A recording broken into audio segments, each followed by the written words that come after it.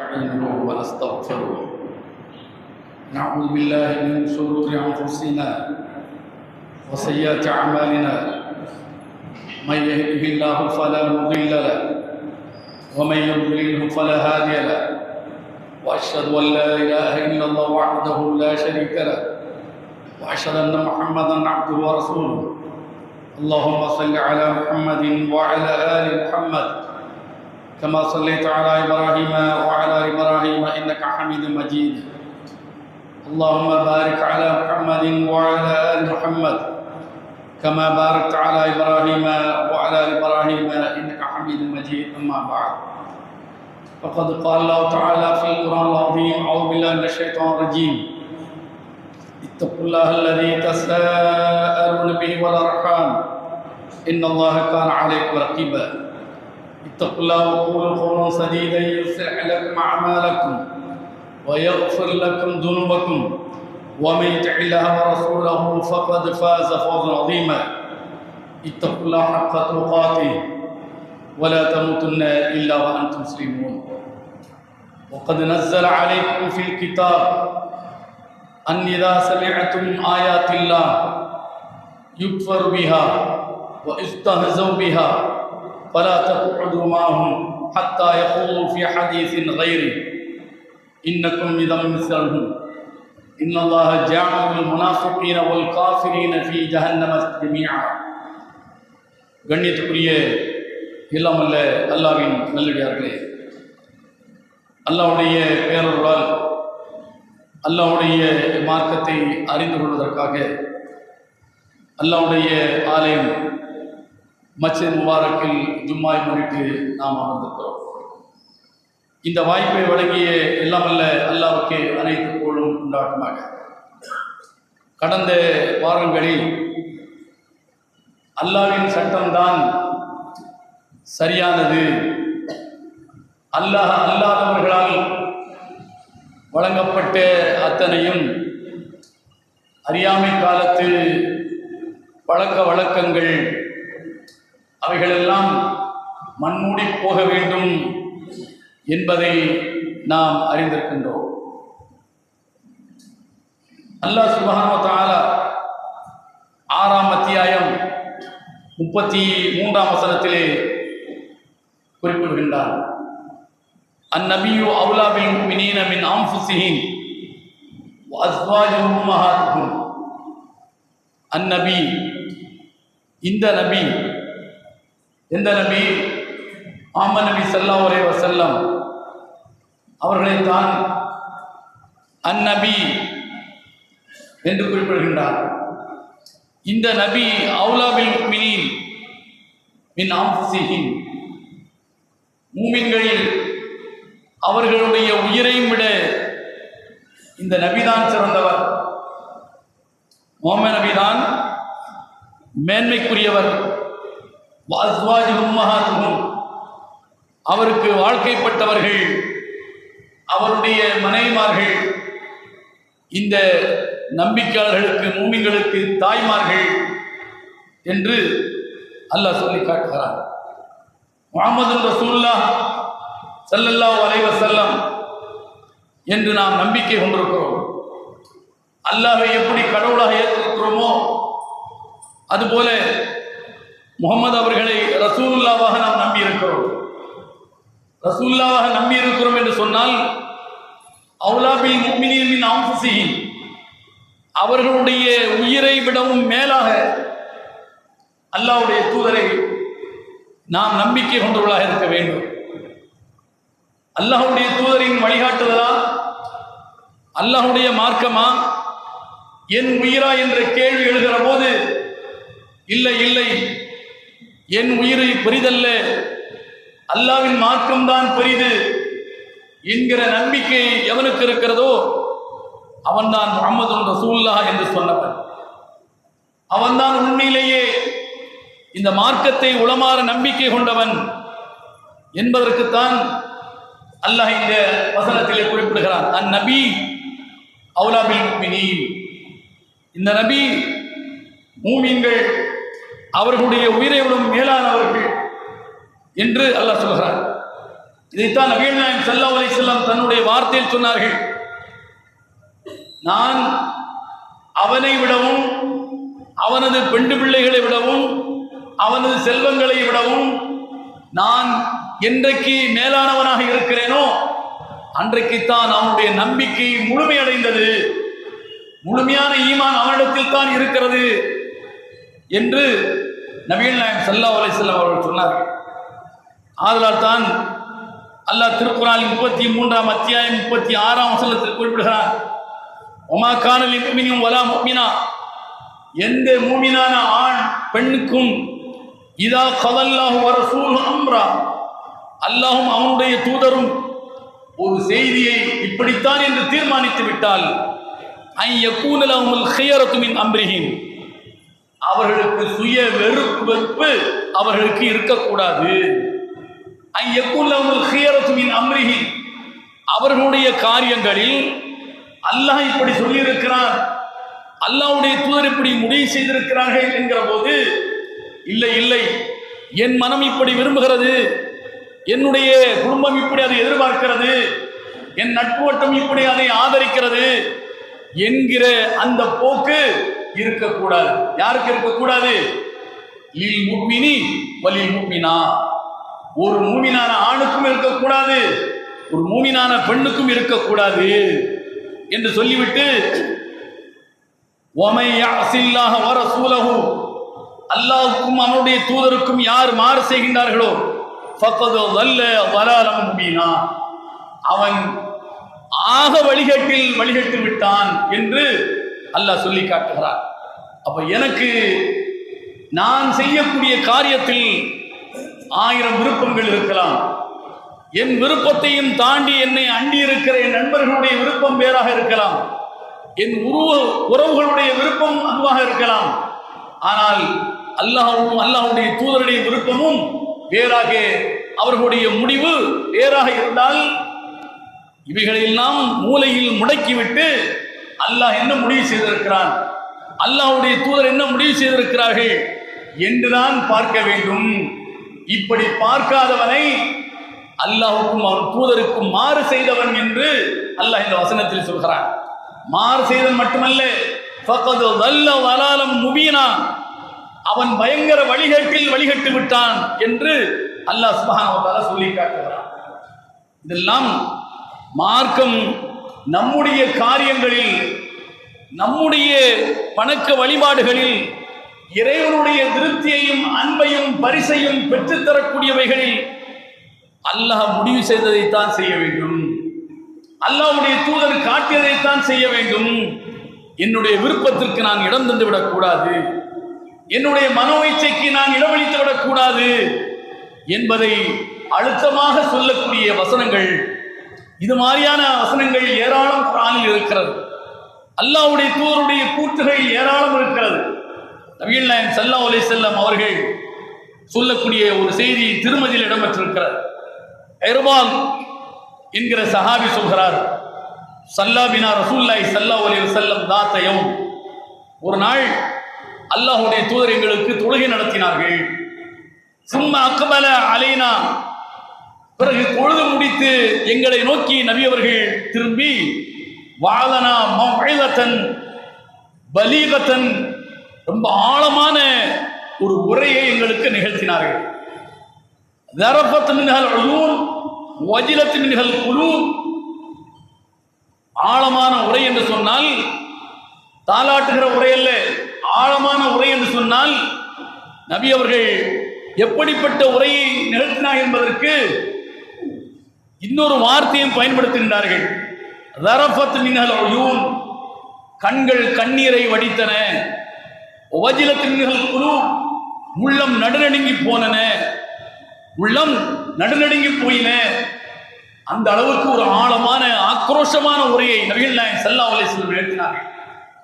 அந்த உரையை கேட்டவுடன் கால காயில், ஒரு நபித்தோழர் நபியை பார்த்து சொன்னார்கள், யா ரசூலல்லாஹ் கஅன்ன ஹாதிஹி மவ்இலத்து முவத்தா, அல்லாஹ்வின் தூதரே, என்ன இவ்வளவு ஆக்ரோஷமான உரை, ஆவேசமான உரை, உள்ளத்தையே நடுநடுங்க வைக்கிறது, கண்கள் கண்ணீரை வர வைக்கிறது, என்ன இப்படிப்பட்ட உரை? இந்த உரைக்கு பிறகு இனி உரை நிகழ்த்துவதற்கான வாய்ப்பை இல்லாமல் போய்விட்டதோ? இதுதான் இறுதி பேருரையா என்று ஒரு தோழர் நபியை பார்த்து கேட்டார்கள். அந்த உரையில் நபிகள் நாயகம் ஸல்லல்லாஹு அலைஹி வஸல்லம் சொல்ல வந்தது, இய்யாக்கும் முஹ்தஸாத்தில் உமூர், காரியங்களில் புதிதானவைகளை குறித்து நான் எச்சரிக்கிறேன். இவ்வளவு ஆக்ரோஷமாக, ஆவேசமாக, உள்ளம் நடுங்கும் அளவிற்கு, கண்கள் கண்ணீரை கொட்டும் அளவுக்கு நபி அவர்கள் நிகழ்த்திய உரை என்ன? இய்யாக்கும் முஹ்தஸாத்தில் உமூர், காரியங்களில் புதிதாக உருவாக்கின்றவைகளை குறித்து நான் எச்சரிக்கிறேன். இன்ன குல்ல முஹ்தஸத்தின் பித்ஆ, புதிதாக உருவாக்கப்படக்கூடியவைகள் அத்தனையும் அது பித்அத் என்று சொன்னார்கள். குல்லு பித்அத்தின் ضلاலா, ஒவ்வொரு பித்அத்தும் அது வழிகேடு என்று சொன்னார்கள். ஒவ்வொரு வழிகேடும் நரகத்தில் கொண்டு போய் சேர்க்கும் என்று சொன்னார்கள். இவ்வளவு ஆக்ரோஷமாக நபி அவர்கள் சொல்ல வந்த செய்தி, மார்க்கத்தின் பெயரால் புதிதாக உருவாக்காதீர்கள், புதிதாக உருவாக்கக்கூடியவை அனைத்தும் வழிகேடுகள் அனைத்தும் நரகத்தில் கொண்டு போய் தள்ளும் என்று நபிகள் நாயகம் ஸல்லல்லாஹு அலைஹி வஸல்லம் சொன்னார்கள். திருமதியில் இந்த செய்தி இடம்பெற்றிருக்கிறது. இன்னொரு செய்தி அகமதில் பார்க்கிறோம். நபிகள் நாயகம் ஸல்லல்லாஹு அலைஹி வஸல்லம் அவர்கள் கால ரசூலுல்லாஹி ஸல்லல்லாஹு அலைஹி வஸல்லம் சொன்னார்கள், இய்யாக்கும் வ முஹக்கிராத்தித் துனூப். பல முறைகள் நாங்கள் கேட்டிருக்கிறோம். நான் மிக அற்பமான குற்றத்தை குறித்து நான் உங்களுக்கு எச்சரிக்கிறேன். நீங்க நினைக்கலாம், இதெல்லாம் ஒரு சாதாரணமானவைகள், அற்பத்திலும் அற்பமானவைகள், இதெல்லாம் நம்மை எங்கே நஷ்டமடைய செய்ய போகிறது, நம்மை எங்கே நரகத்தில் தள்ளிவிட போகிறது, இதெல்லாம் ஒன்றுமில்லை என்று எண்ணுகின்ற அது மாதிரியான குற்றங்களை குறித்து நான் எச்சரிக்கிறேன், பாவங்களை குறித்து எச்சரிக்கிறேன். இன்னமா மஸல் முஹக்கிராத்தித் துனூப், அற்பமான பாவங்களை குறித்து ஒருவன் நினைக்கின்றானா இல்லையா, அவனுக்கு உதாரணம் என்னவென்று சொன்னால், கௌமின் நஸலு பத்ன வாதின், ஒரு பள்ளத்தாக்கில் இறங்கிய ஒரு சமூகத்தை போன்றவர்கள். ஒரு பள்ளத்தாக்கில் இறங்கிய ஒரு சமூகம், ஒரு கூட்டம் பயணம் போய்கொண்டிருக்கிறார்கள். வழியில் அவர்கள் தங்கி இளைப்பாறுவதற்கும் தங்கள் தேவையை நிறைவு செய்வதற்கும் ஒரு பள்ளத்தாக்கிலே இறங்குகிறார்கள். அந்த பள்ளத்தாக்கிலே இறங்கியவர்கள் ஒவ்வொருவரும் அவரவர் பங்குக்கு சுள்ளிகளை பொறுக்கி எடுத்து கொண்டு வருகிறார்கள். ஆங்காங்கே கிடக்கிற சுள்ளிகள் இருக்கா இல்லையா, அதாவது விறகுகளில் ஆக மிக சின்னஞ்சிறியதாக இருக்கக்கூடியவைகள், அதை கொண்டுதான் எளிதில் தீயை பற்ற வைக்க முடியும். விறகு அடுப்பு இருக்கிற காலத்தில் பெரிய பெரிய விறகு இருந்தாலும் அந்த விறகு தீப்பிடிப்பதற்கு எது தேவைப்படுகிறது? சுள்ளிகள் தேவைப்படுகிறது. இந்த சுள்ளிகளை ஒவ்வொருவரும் அவரவர் பங்குக்கு எடுத்துக்கொண்டு வந்தார்கள். என்று சொல்லிவிட்டு எல்லாரும் கொண்டு வந்த அந்த சுள்ளிகளை எல்லாம் ஒன்றாக சேர்த்து தீயை கொளுத்தினார்கள். தீ மடமடமடவென்று எரிய ஆரம்பித்தார். தீ மடமடவென்று எரிய ஆரம்பித்ததற்கு பிறகு அவர்கள் தங்களுடைய உணவு தேவைக்காக ஏற்கனவே குழைத்து வைத்திருந்த மாவை அந்த ரொட்டியாக அதை பிசைந்து அதை விரித்து அந்த தீயில் மாட்டி அவர்கள் பக்குவமாக பதமாக அதை நினைச்சார்கள், சுட்டு எடுத்துக் கொண்டார்கள் என்று நபி அவர்கள் சொல்கிறார்கள். அப்ப இந்த சமூகம் தான் சிறு சிறு குற்றங்களை ஒரு பொருட்டாக கருதாதவர்களை போன்றவர்கள். சிறு சிறு குற்றங்களை ஒரு பொருட்டாக கருதாதவர்கள் இவர்களை போன்றவர்கள் தான். அவர்கள் சிறு சிறு சுள்ளிகளை தான் எடுத்து வந்தார்கள். ஒருவன் எடுத்து வந்த அந்த ஒரு சுள்ளியை வைத்துக் கொண்டு அவன் ரொட்டியை சுட முடியாது. அந்த ரொட்டிக்கு தேவையான நெருப்பை அதிலிருந்து பெற முடியாது. அத்தனை பேரும் கொண்டு வந்த சுள்ளிகளை எல்லாம் ஒன்று திரட்டினால் மட்டும்தான் தான் குழைத்த மாவை ரொட்டியாக சுட முடியும்.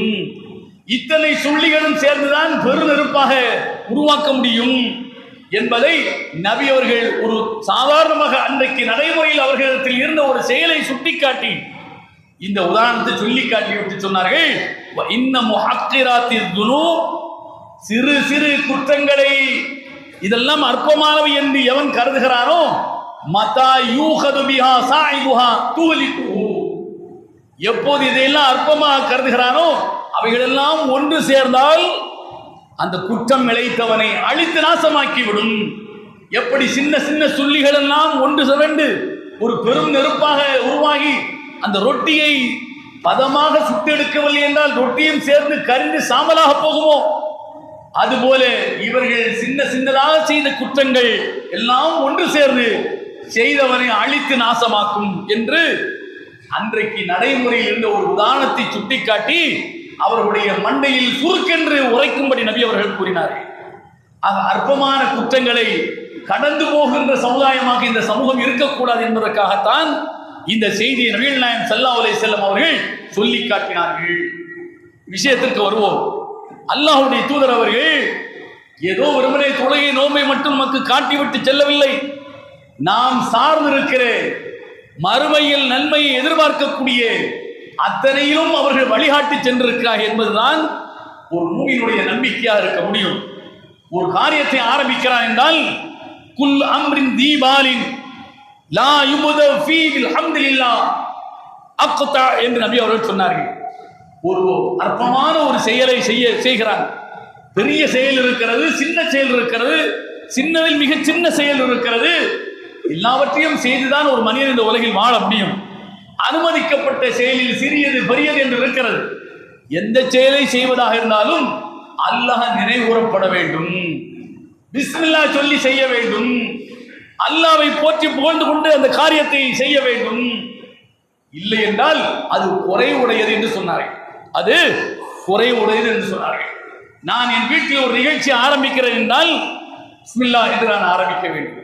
அது சாப்பிடுவதாக இருந்தாலும் சரி, தூங்குவதாக இருந்தாலும் சரி, வீட்டை விட்டு வெளியேறுவதாக இருந்தாலும் சரி, அத்தனையும் அல்லாஹ்வுடைய பெயர் நினைவுறப்பட வேண்டும். அல்ல வேறு விசேஷத்தை நான் ஆரம்பிக்கிறேன், அதற்கும் அல்லாஹ்வுடைய பெயரை கொண்டு ஆரம்பிக்க வேண்டும் என்று நபி அவர்கள் சொல்லித் தருகிறார்கள். அடுத்து நபிகள் நாயகம் ஸல்லல்லாஹு அலைஹி வஸல்லம் அவர்கள் ஒவ்வொரு காரியத்திற்குமே இதை சொல்லித் தருகிறார்கள். ஏன்? ஒவ்வொன்றையும் செய்துதான் இந்த உலகத்தில் மனிதன் வாழ முடியும். எந்த ஒன்றையும் செய்யாமல் இந்த உலகத்தில் வாழ முடியாது என்பதற்காக இதில் இறைத்தூருடைய வழிகாட்டுதல் என்ன, இஸ்லாம் இதை எப்படி காட்டியிருக்கிறது என்கிற கேள்விக்கு விடை வேண்டுமா இல்லையா? அதற்கு விடையை அன்றைக்கு சொல்லிவிட்டார்கள். இதை நாம் நடைமுறைப்படுத்துகிறோமா? இல்லை. என் வீட்டில் திருமணம் என்று சொன்னால் ஒரு அஜரத்தை கூப்பிட்டு என்ன முதல்ல ஒரு ஃபாத்திஹா, அல்லது என்னுடைய பள்ளிக்கூடத்தில் ஒரு நிகழ்ச்சி என்று சொன்னால் அங்கும் அசரத்தை கூப்பிட்டு என்ன ஒரு ஃபாத்திஹா, அல் ஃபாத்திஹா. ஏண்டா அல் ஃபாத்திஹா என்பது, சூரத்துல் ஃபாத்திஹா என்பது தொழுகையில் அது ஓதப்படவில்லை என்றால் அந்த ரக்காத்தை இல்லை என்று நபி அவர்கள் சொன்னார்கள். லா ஸலாத லிமன் லம் யக்ரா பி ஃபாத்திஹத்தில் கிதாப். எவன் தொழுகையில் ஃபாத்திஹா ஓதவில்லையோ அவனுக்கு தொழுகை இல்லை என்று சொன்னார்கள். தொழுகையில் கட்டாயமாக ஓத வேண்டிய ஃபாத்திஹாவை தொழாதவரும் சேர்ந்து ஒரு லெப்பையை கூட்டு வந்து உட்கார வச்சு அவன் வீட்டில் நடத்தக்கூடிய நிகழ்ச்சிக்கு அல் ஃபாத்திஹா போடுகிறான். இதற்கு சுற்றி நின்று நாம என்ன செய்யறோம்? பாதி பேர் கையை தூக்குறான், பாதி பேர் கையை பின்னால கட்டுறான், பாதி பேர் கையை கட்டிக்கிட்டு என்ன செய்யறான்? ஆமீன் என்கிறான், சிலர் ஆமீன் சொல்லாம நிற்கிறான். அதற்கு ஒரு அஜர்த்து. முஸ்லிமா இல்லையா? நாம அல்லாஹ்வுடைய தூதரை நம்பி இருக்கிறோமா இல்லையா? அல்லாஹ்வுடைய தூதருக்கு வழிகாட்டி தரவில்லையா? அல்லாஹ்வுடைய தூதரை எதற்காக முஹம்மது ரசூலுல்லாஹ் என்று சொல்லி இருக்கிறோம்? பெயரில் சையத் அஹ்மதும் பெயரில் முஹம்மதிலையும் வைத்துக் கொண்டால், அல் ஃபாத்திஹா ஓதிவிட்டால் நாம் முஸ்லிமாக அல்லாஹ் நம்மை கருதுவானா? அற்பமான செயல்தான், அற்பத்திலும் அற்பமான செயல்தான். அல்லாஹ்வுடைய தூதர் காட்டி தராததை நீங்கள் செய்தால் இவைகளெல்லாம் ஒன்று திரண்டு நாளை நம்மை அழித்து கரித்து நாசமாக்கி விடும். அதைத்தான் முன்னர் நபி அவர்கள் சொன்னார்கள். அல் ஃபாத்திஹா என்பது எதற்கு? நீங்கள் செய்யக்கூடிய காரியத்திற்கு பிஸ்மில்லாஹ் சொல்லி உங்களால் செய்ய தெரியாது. நீங்கள் முஸ்லீம் தானே, அல்லாஹ்வுடைய பெயரை சொல்லி ஒரு காரியத்தை ஆரம்பிக்க தெரியாதா? அதற்கு ஒரு புரோகிதன் தேவைப்படுகிறதா? ஒரு பூஜாரி தேவைப்படுகிறதா? ஆனால் இன்றைக்கு அப்படித்தான் இருக்கிறோம். அஃப ஹுக்குமல் ஜாஹிலியத்தி யப்கூன் வமன் அஹ்ஸன் மின்ல்லாஹ் ஹுக்மன் லிகௌமி யூகினூன். அல்லாஹ்வை விட அழகிய சட்டத்தை சொல்லக்கூடியவன் யார்? அறியாமை கால சட்டத்தை இவர்கள், அறியாமை கால நடைமுறையை இவர்கள் எதிர்பார்க்கின்றார்களா? பழங்காலத்தில், விவரம் தெரியாத காலத்தில், இஸ்லாமே சொல்லித்தரப்படாத காலத்தில் அஜரத்தை கூப்பிட்டு என்னையாவது ஒரு இளவை செஞ்சு போ, செய்து தொலை, இந்த வாங்கிக்க தச்சனைய என்று அதற்கு ஒரு இஸ்லாமிய அடையாளத்தை கொடுத்தார்கள். அது இஸ்லாம் அல்ல, அது இஸ்லாமிய நடைமுறை அல்ல. ஒவ்வொருவரும் அவன் செய்யக்கூடியதற்கு அவன் அல்லாஹ்வை உச்சரிக்க வேண்டும் முஸ்லிமாக இருந்தால். இப்படித்தானே காட்டி சென்றார்கள். இது நடைமுறையில் இருப்பதை பார்க்கிறோம். அடுத்து பாருங்கள், மையத்தை எடுத்துக்கொள்ளுங்கள். மையத்து என்பது இறந்து விட்ட மனிதன்.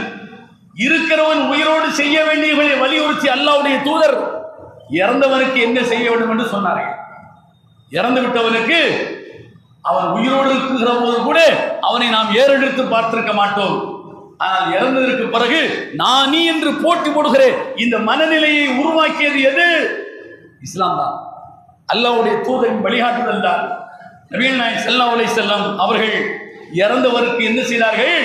அவனை குளிப்பித்து, அவனை கஃன் செய்து, ஆடைகளால் பொதிந்து, அவனை தோளில் சுமந்து, அவனுக்கு தொழுவித்து, அவனை புதைக்க வேண்டும். புதைத்ததற்கு பிறகு தலைமாட்டில் நின்று அவனுக்காக பிரார்த்திக்க வேண்டும் என்று நபி அவர்கள் காட்டி தந்தார்கள். தொழுவிக்க வேண்டும். எப்படி தொழுவிக்க வேண்டும்? 4 தக்பீர்கள் நபி அவர்கள் சொல்லி தந்தார்கள். 4 தக்பீர்கள்.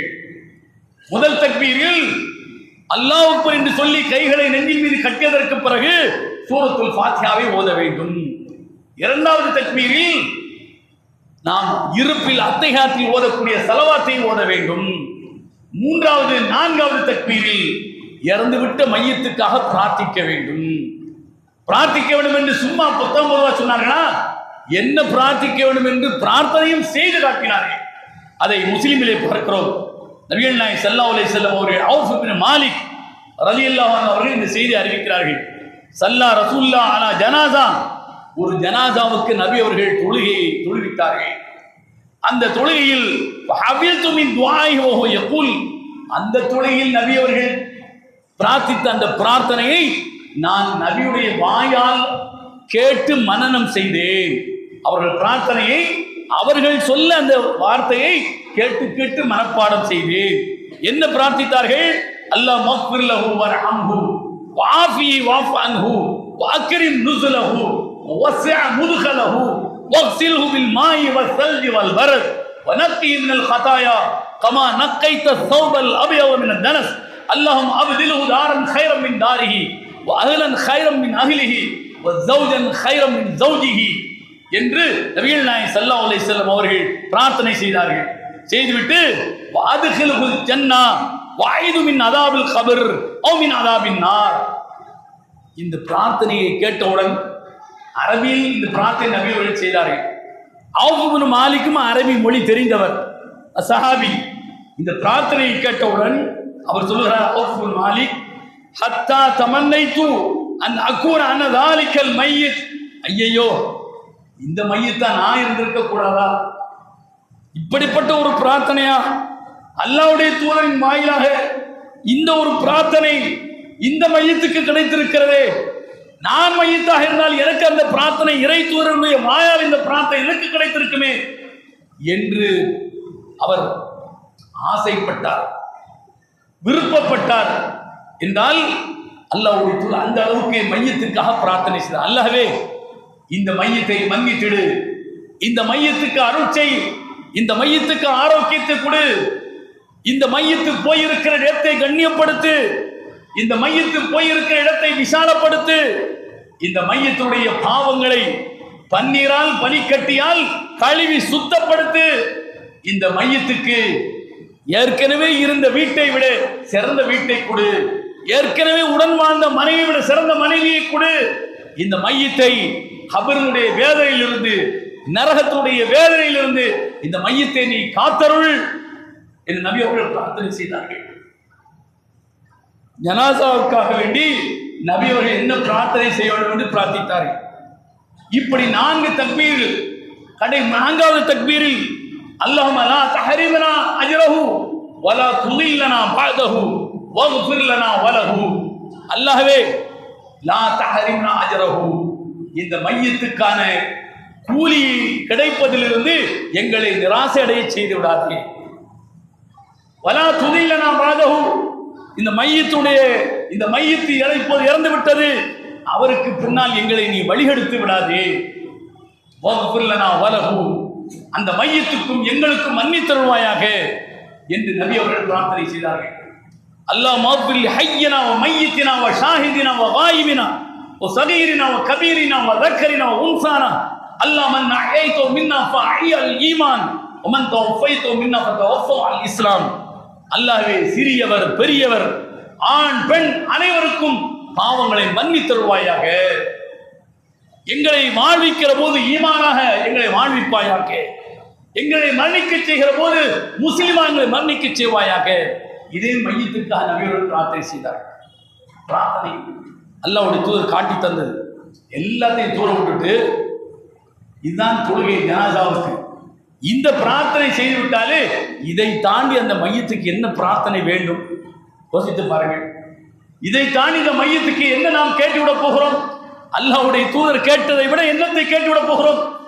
இதை விட்டு இதை விட முக்கியமானதாக அல் ஃபாத்திஹாவை தான் என்ன தொழுகை முடித்ததற்கு பிறகு செய்தே ஆக வேண்டும் என்று போர்டு போட்டிருக்கிறார்கள். இவர்களுடைய இஸ்லாத்தை எங்கு போய் சொல்லுவது? இந்த அயோக்கியருடைய இஸ்லாத்தை எங்கு போய் சொல்லுவது? மூடர்களுடைய இஸ்லாத்தை எங்கு போய் சொல்லுவது? வாழ்க்கை முழுமையும் குர்ஆனும் சுன்னாவும் கடைபிடிக்கப்பட வேண்டும் என்று மௌலானா இலியாஸ் அவர்களும் மௌலானா ஜக்கரியா அவர்களும் அந்த மக்களுக்கு சின்னஞ்சிறு விஷயங்களிலும் கூட குர்ஆன் சுன்னாவை கற்றுக் கொடுத்தார்கள். அதுதான் தப்லீகாக வந்திருக்கிறது. அந்த இதை நபி அவர்கள் காட்டி தந்த இந்த பிரார்த்தனையும் தாண்டி இன்னொன்றை ஃபாத்திஹா என்கிற பெயரில் நபி அவர்கள் காட்டி தராததை செய்கிறவன் தான் இந்த பள்ளிக்கு வர வேண்டும், ஜனாசா குழுவிக்க வேண்டும் என்று சொல்கிறார் என்று சொன்னால் இந்த அயோக்கியர் என்ன செய்வது? அறியாமை காலத்தின் மூட பழக்கங்களை மண்மூடி போக வேண்டும் என்று அல்லாஹ்வுடைய தூதர் சொன்னார்களே. இதை தட்டி கேட்க இடத்தில் நீங்கள் நானும் இருக்கிறோமா? கேட்பதற்கான அதாவது உணவு நமக்கு இருக்கிறதா? நபிகள் நாயகம் ஸல்லல்லாஹு அலைஹி வஸல்லம் அவர்கள் சொல்லி தந்தார்கள். இஸ்லாம் என்பது அது யதார்த்தமானது. எப்படி நடைமுறைப்படுத்த வேண்டும், எதில் எதை கடைபிடிக்க வேண்டும் என்பதை மிக துல்லியமாக சொல்லி தந்தார்கள். அற்பமானதாக இருக்கலாம், அது பெண்ணம்பரியதாக இருக்கலாம், அத்தனையும் அல்லாஹ்வுடைய தூதர் நமக்கு வழிகாட்டி இருக்கிறார்கள். இதை தெரியாதவன் தலைவனாக இருக்கிறான், பள்ளிக்கு தலைவன். இதை தெரியாதவன் பள்ளிக்கு சேவாக இருக்கிறான். அவனோடு கூடி குலாவி இந்த அயோக்கியத்தனத்துக்கு நாமும் முட்டு கொடுக்கிறோம் என்று சொன்னால் நாம் எப்படி முஸ்லிமா இருக்க முடியும்? சிந்தித்து பாருங்கள். அந்நபியு அவுலா பில் முஃமினீன மின் அன்ஃபுஸிஹிம். அல்லாஹ்வுடைய தூதர் தான் நம் உயிரை விட மேலானவராக இருக்க வேண்டும். இந்த உயிர், உங்கள் உயிர், என் உயிர் இந்த உலகை விட்டு பிரிந்துவிடும். நிரந்தரமாக வாழ்வதற்கான உயிர் நாளை மறுமையில் தான். அங்கு நிம்மதியாக அந்த உயிர் வாழ வேண்டும் என்று சொன்னால் அல்லாஹ்வுடைய தூதர் காட்டியதை நடைமுறைப்படுத்தாதவர் வரை நிச்சயமாக நிம்மதியாக மூச்சு விடவே முடியாது. அடுத்து பாருங்கள், நபிகள் நாயகம் ஸல்லல்லாஹு அலைஹி வஸல்லம் அவர்கள் சொல்லி தருகிறார்கள். என்ன சொல்கிறார்கள்? ஒரு சபையில் நாம் உட்கார்ந்து ஆகுமானவைகளை நாம் என்ன செய்கிறோம்? விவாதிக்கிறோம். அது ஆகுமான ஒரு சபை, பேசப்பட வேண்டிய, அமர்ந்து உரையாடப்பட வேண்டிய ஒரு சபை. அந்த அல்ல சபை பேசுகின்ற சபையாக இருக்கலாம், நிகழ்ச்சி நடத்தப்படக்கூடிய ஒரு சபையாக இருக்கலாம். அந்த சபையை முடித்ததற்கு பிறகு அதுக்கும் ஒரு அல் ஃபாத்திஹா. ஆரம்பிக்கும் போதும் அல் ஃபாத்திஹா, அந்த சபையை முடித்து கலைகிற போதும் அதற்கு ஒரு அல் ஃபாத்திஹா. அல்லாஹ்வுடைய தூதர் எந்த சபையிலும் இருந்து அந்த சபையை கலைக்கவில்லையா? நபி அவர்கள் பள்ளியில் தானே இருந்து அத்தனையும் இந்த சமூகத்திற்கு சொல்லிக் கொடுத்தார்கள். அவர்கள் சஹாபாக்களோடு அமர்ந்து எதையும் பாதிக்கவில்லையா? ஆலோசிக்கவில்லையா? அப்ப ஆலோசித்து முடித்து சபையை கலைக்கிற போது அல் ஃபாத்திஹா அல்லாஹ்வுடைய தூதர் ஓதினார்களா? அதற்கு சுத்தி இருந்த சஹாபாக்கள் ஆமீன் சொன்னார்களா? இல்லை. ஆனால் இந்த அறியாமைக்கார மூடப்பழக்கம் இன்றைக்கு நம்மிடத்தில் இருக்கிறது. ஒரு நிகழ்ச்சியை நடத்தி முடித்ததற்கு பிறகு சபையை கலைக்கிற போது நபி அவர்கள் என்ன சொன்னார்கள்? அகமதிலே இடம்பெற்றிருக்கிறது. அபூ ஹுரைரா ரலியல்லாஹு அன்ஹு அவர்கள் அறிவிக்கிறார்கள், மன் ஜலஸ ஃபீ மஜ்லிஸின் கஸுர ஃபீஹி லகத்துஹு. ஒரு அவையில் உட்கார்ந்து அமர்ந்து பேசுகிறோம், அங்கு என்ன ஆகுமான விஷயங்களை பேசுகிற போது சில விரும்பத்தகாதவைகளையும் பேச வேண்டிய ஒரு நிலை வந்துவிடும். கூச்சல் குழப்பம் அந்த சபையில ஏற்பட்டுவிடும். இப்படி ஏற்பட்டால்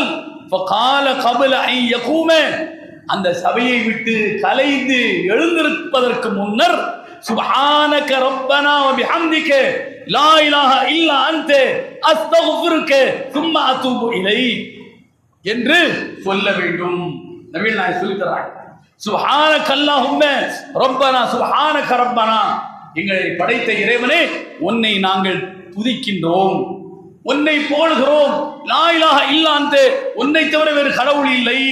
அஸ்தக்ஃபிருக வ அதூபு இலைக், உள்ளத்தில் மன்னிப்பு கேட்கிறோம், உள்ளத்தில் தௌபாவை கேட்கிறோம் என்று சொன்னால் இல்லா குஃபிர் லஹு மா கான ஃபீ மஜ்லிஹி தாலிக், அந்த அவையில் ஏற்பட்ட குற்றத்திற்கு நாம் கேட்ட இந்த வார்த்தை, இந்த பிரார்த்தனை பரிகாரமாக அமைந்து விடுகிறது என்று சொன்னார்கள். இதை சொல்லித்தர வேண்டிய முல்லாக்கள், இதை சொல்லித்தர வேண்டிய அஜர்த்துமார்கள், அவர்கள் சபைக்கு அழைக்கப்பட்டு இந்த அலிஃபாத்திகா போட்டு ஒரு தேங்காயும் ஒரு பழத்தையும் கொடுத்து பூஜாரியை மகிழ்விப்பதை போன்று மகிழ்விக்கிற மூடத்தனம் இன்றும் இந்த முஸ்லிம் இடத்தில் இருக்கிறது.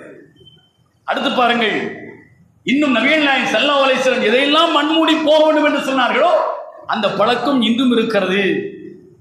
மூட பழக்க வழக்கங்களுக்கு எதிராக மூச்சு பிடித்து கடந்த ஆண்டுகளில் நாம் எல்லாம் என்ன செய்திருக்கிறோம்? வீதிக்கு வீதி பிரச்சாரம் செய்திருக்கிறோம். அதற்காக ஏச்சு பேச்சுக்களை வாங்கி இருக்கிறோம். இன்றைக்கு அந்த பழைய நிலை இன்றைக்கும் திரும்புகிறது.